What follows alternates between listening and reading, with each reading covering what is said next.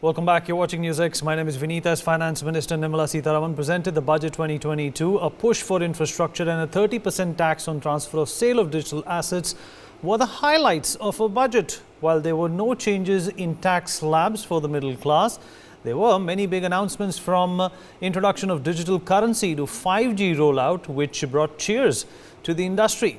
And in the next half an hour, we will talk to various experts to get a sense of what they think of the budget or how they rate this particular budget, which was presented by the Finance Minister Nirmala Sitharaman today. Joining me on the show at this point in time is Jasmine Shah, Vice Chairperson for the Dialogue and Development Council. Also joining us on the show is Satvik Vishwanath, CEO and co-founder of Unicoin. Jiral Jaideep, Medversity CEO, is also joining us on the show. Subodh Garg, CFO and growth leader for Pickrr, is also joining us on the platform. Jasmine, if you can hear me. Vice Chairperson for... Yes, I can. Right. Jasmine, would request you to please turn off your television. We'll be able to hear the feedback on the live broadcast as well. Jasmine, what did you make of the budget? On the show, Subodh Garg. Jasmine, if you can hear me. Yeah, I can hear you, but there is another... Okay, somebody has their television on from our panel. Would request you to please turn it off or mute yourself. Request you to do that. Okay, Jasmine, go ahead. What did you make of the budget? You know, there is a big push for infrastructure. There is a big push for digitization as well. 150,000 post offices across the country will be integrated into the digital fintech system as well. So far, everybody has been seeing this as a progressive budget, although a couple of steps could have been taken but were not taken. What do you make of it? Well, it's far from any kind of a progressive budget. And I say that because the last year has been an extraordinary year. We had more than a year of farm protest, where more than 700 farmers lost their lives. And, the entire matter of bringing about changes in the farm sector and working for the welfare of farmers should have been big on agenda. Second is, we had the Delta wave in this last financial year, and we had expected that this year would mark a radical push towards modernizing our healthcare infrastructure. And we know that the country is going through an unemployment crisis. Today, at 7.9% unemployment rate is probably the highest that we have had ever in the country. And if you look at these three parameters, the budget completely fails to address any of these points. Counter to all expectations, the allocation towards agriculture has actually reduced from 4.25% of the budget to 3.84% of the budget. So you've reduced the allocation of agriculture just because the farmers protested, and you had to, take a step back on the farm laws. We still know that 60% of our economy is dependent on agriculture, and in this kind of a scenario, to cut back on farm expenditure, as well as even the allocation towards MSP has reduced, the allocation towards fertilizer subsidies has reduced. So that puts a big question mark on why is this government anti-farmer? Why do they not want to work towards the welfare of the farm? I talked about healthcare budget. Again, over here, we know that, India's entire healthcare system has been completely exposed during the Delta wave. We do not have functional hospital infrastructure, especially in rural centers, be it taluk or at the district level.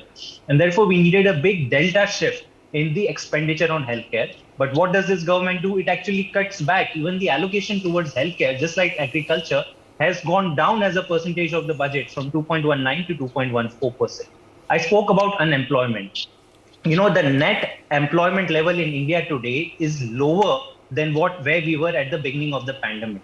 We have 30 lakh people who are who have added to the unemployment count than where we were in March 2020. And therefore, we needed a budget that pushes on the lever of employment and very clearly spells out that how much employment will be generated in various sectors. But Jasmine, you spoke of unemployment, but the infra push is going to have a multiplier effect that is going to generate jobs.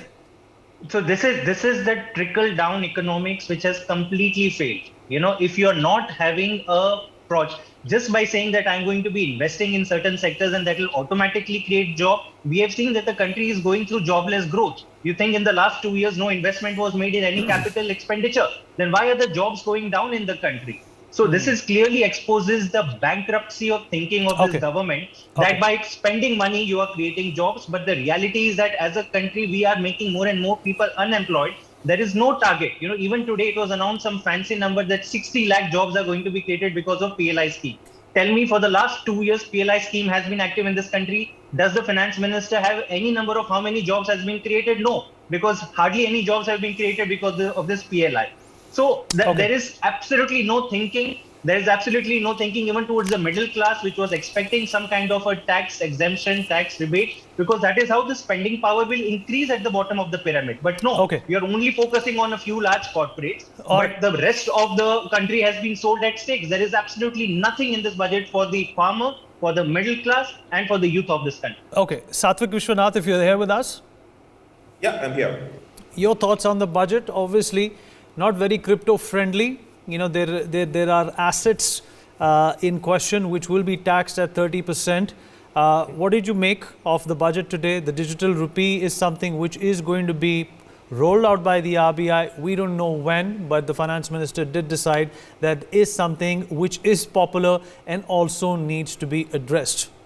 See, at the end, it was never that the crypto assets, whatever profit we make out of crypto assets, was not going to be taxed, right? So always the taxation was there. It is just that the confusion of what kind of tax treatment to be applied, whether it should be like equity or it should be like a land, it should be like a commodity, or it is more like a stocks, right? So as in the stock of the business. So I mean, with these things in mind, yeah, there was long-term capital gains. So there were like multiple things that people were trying to do. But right now there's a new categorization itself is created, which says, okay, if there is a profit that you make out of it, then you definitely will pay like 30%. So there is no other questions, and apart from the acquisition cost, no other costs are even allowed to be taken as the expenses.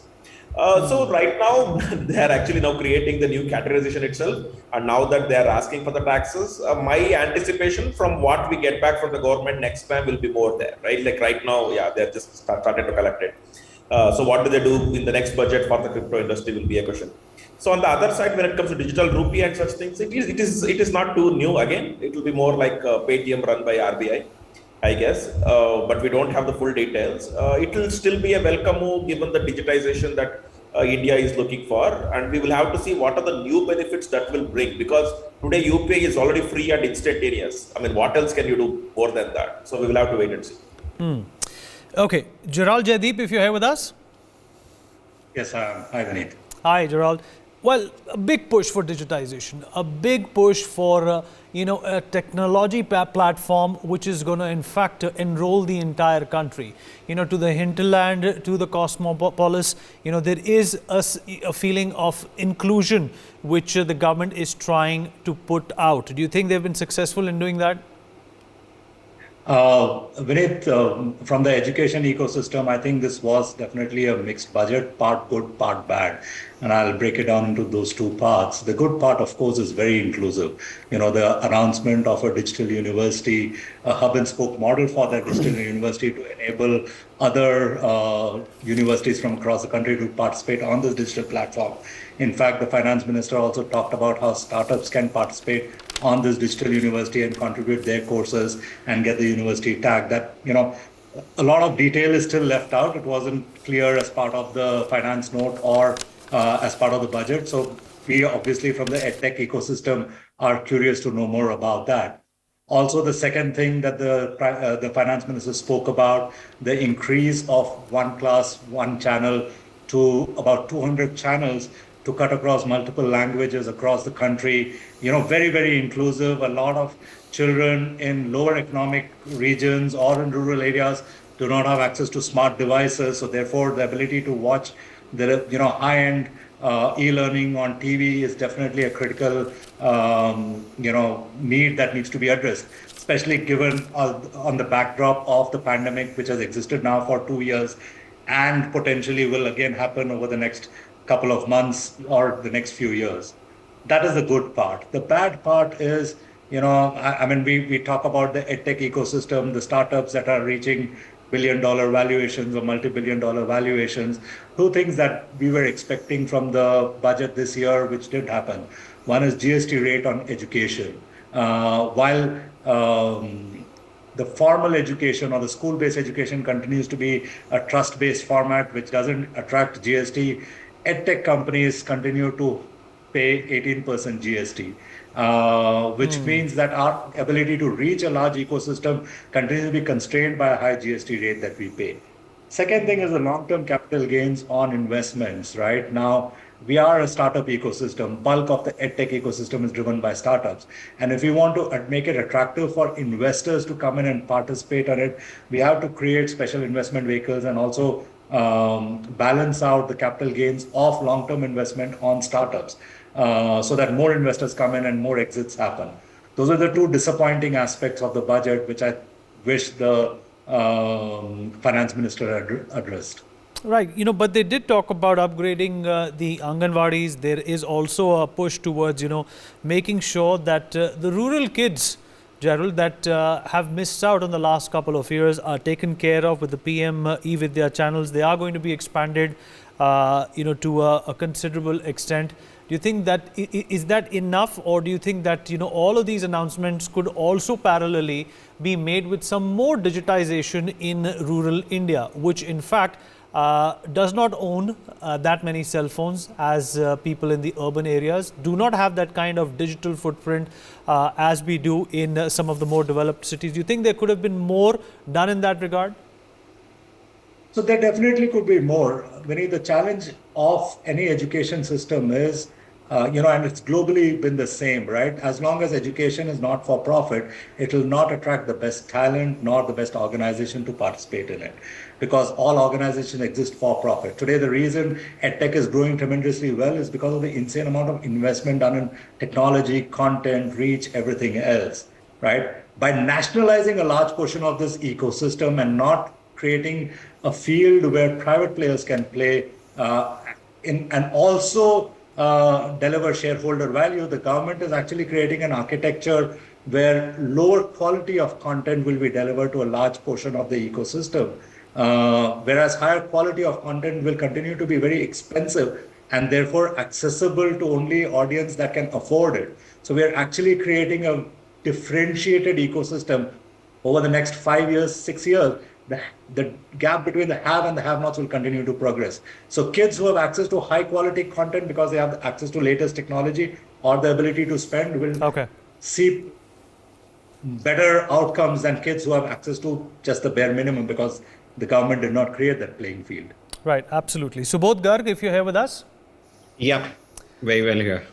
Subodh, technology is something that India has always been stressing upon, right from our space program to our, 5G expedition. It is something which is connotative to the fact that this government is serious about realizing India's potential when it comes to complete digitization and modernization and technology-wise taking India at par with at least the Americans and the Chinese. What happened today is the step in the right direction. But do you think it's a little too late, too soon, or do you think it's the right time?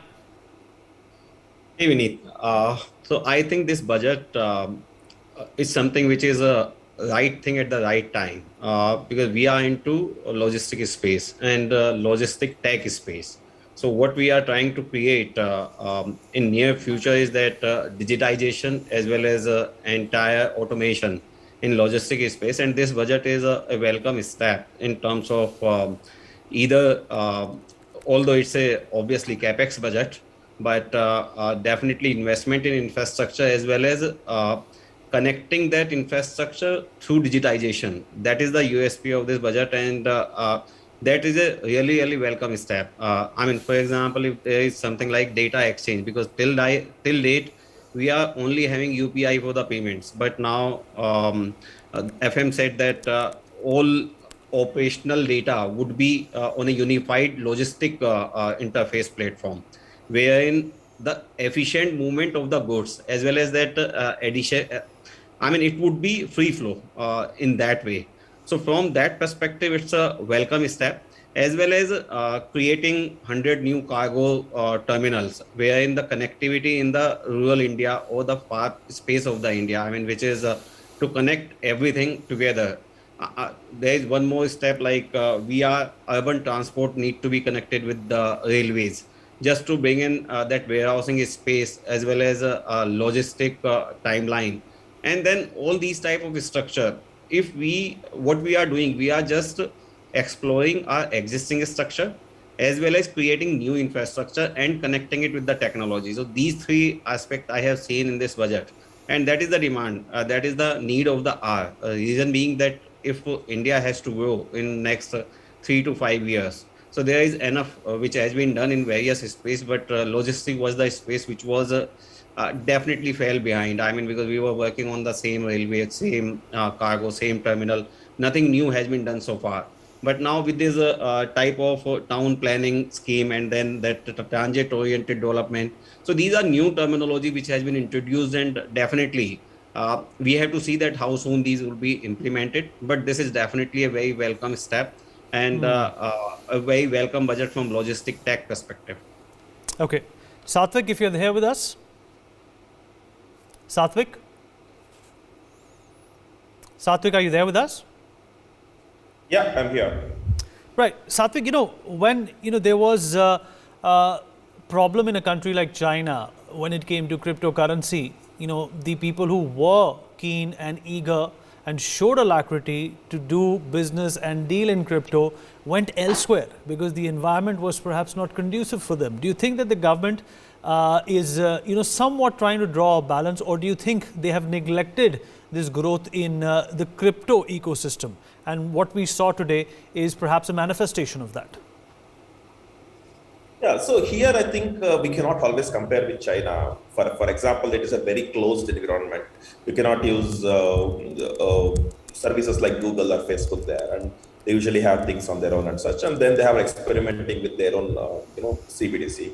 But I think when it comes to this kind of a cutting-edge technology space, we should obviously comparing with the much developed nations like US or European countries, Japan and Australia and such. So where this kind of crypto and its economy, its industry, its customers, investments, or it could be returns are quite embraced, and they see that over a period of time, this will be the kind of transactions that will happen on the internet, and they all see that the borders are not so significant, given that. I mean, right now we don't have the border restrictions when we are sending and receiving messages. But when it comes to financial transactions, yeah, as of now we do. But over a period of time, I think as the countries come closer together through the internet, as the people come closer together, this eventually has to get eliminated. Maybe in 5 years, 10 years, or 20 years, we don't know. But at that point of time, obviously, there is a need for the internet, there is a need for a particular currency mechanism for doing the transactions. And for right now, anyway, we being Indians, we have taken the stance that we only want to embrace the asset part of it, but not the currency part of it. That's all fine. So that's how they have led us to, do the investments and take the benefit out of it, while the rest of the world, except India, tries to figure out what would be the valuation of it based on its utility. So this is how I see it. Okay, Gerald. We don't know when the pandemic is going to be over. Don't know when the schools are going to open. We don't know how much more the kids will have to sacrifice and sit at home.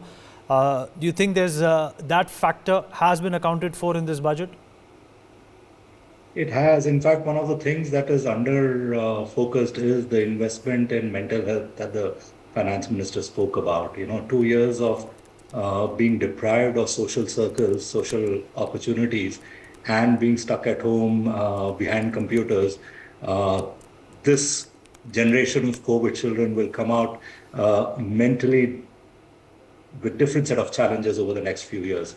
And mental health has been an underserved area of healthcare in India historically. And I think that focus that the government brought in is an area that we should recognize and appreciate the government for. That's something that we should consider. You think something else could have been done, Gerald? Keeping in mind that children will continue to, perhaps be the last one to face the impact of the pandemic, because even if schools open up, parents are not going to be sending them. So there have to be incentives in it for schools as well, who've been running at losses. That's true. Actually, the evolution of the schooling ecosystem needs to happen as a policy. Will largely brick and mortar invested infrastructure, derivative of hundreds of years of schooling. And I think, in NEP last year, the government did lay the seeds of modernizing the education system and giving an opportunity for the formal education infrastructure also to get updated. The budget did not dwell deeper onto NEP since last year.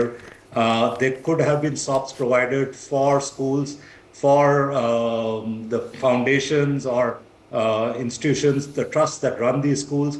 That wasn't done. The healthcare industry, the hospitality industry, transport industry, travel industry was ignored. These are all victims of 2 years of COVID. Correct. And of course, that is something that we were all very disappointed of. Right. Dr. Sadhana Giri, ex-Navy TEDx speaker, also joins us on the program. Dr. Sadhana, if you're there with us. Thank you. I'm there very much. Thank you for inviting me. Thank you so much for speaking with us. The impetus of today's highlight has been Make in India, especially when it comes to defense. 68% of the budget is going to be allocated towards making some sort of an effort towards Indianizing our weaponry, Indianizing our forces, and basically Indianizing the entire concept of securing ourselves, for creating a deterrence. What are your thoughts on that? Definitely, the biggest objective that the budget this year has is Atmanirbhar Bharat, the concept of Atmanirbhar Bharat, and reducing the dependency of imports on defense. And like you said, 68% of its capital procurement budget of the defense sector now is for domestic industry, and again to promote Atmanirbhar Bharat there.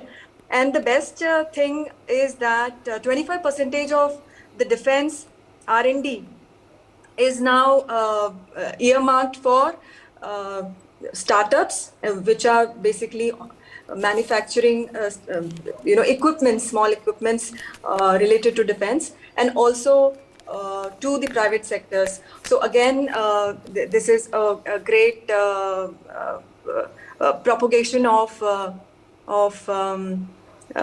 vocal for local. So that is there. And then it is also committed to reducing